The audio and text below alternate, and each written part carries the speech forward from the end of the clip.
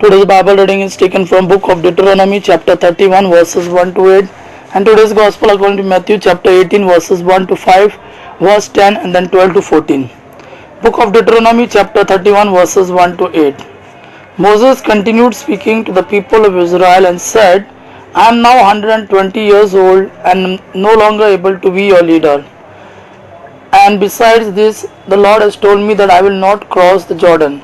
The Lord your God himself will go before you and destroy the nations living there, so that you can occupy their land, and Joshua will be your leader, as the Lord has said. The Lord will destroy those people just as he defeated Sihon and Og, kings of Amorite, and destroy their country.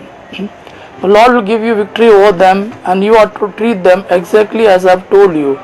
Be determined and confident. Do not be afraid of them. Your God, the Lord himself, will be with you. He will not fail you or abandon you.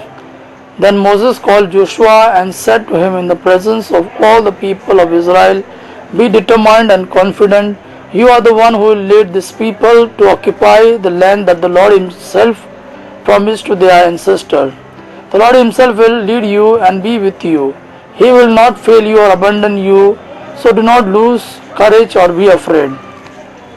Today's Gospel according to Matthew chapter 18 verses 1 to 5, verse 10 and then 12 to 14. At that time the disciples came to Jesus asking, Who is the greatest in the kingdom of heaven? So Jesus called a child, made him stand in front of them and said, I assure you that unless you change and become like children, you will never enter the kingdom of heaven. The greatest in the kingdom of heaven is the one who humbles himself and becomes like this child. And whoever welcomes in my name one such child as this welcomes me. See that you don't despise any of these little ones. The angels in heaven, I tell you, are always in the presence of my Father in heaven. What do you think a man does who has 100 sheep and one of them get lost?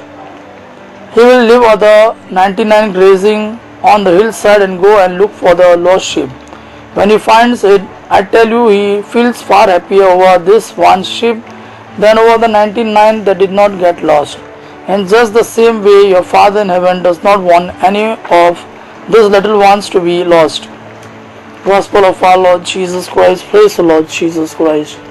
May God our Father and His Son Jesus fill you with His mercy, peace and love. Amen.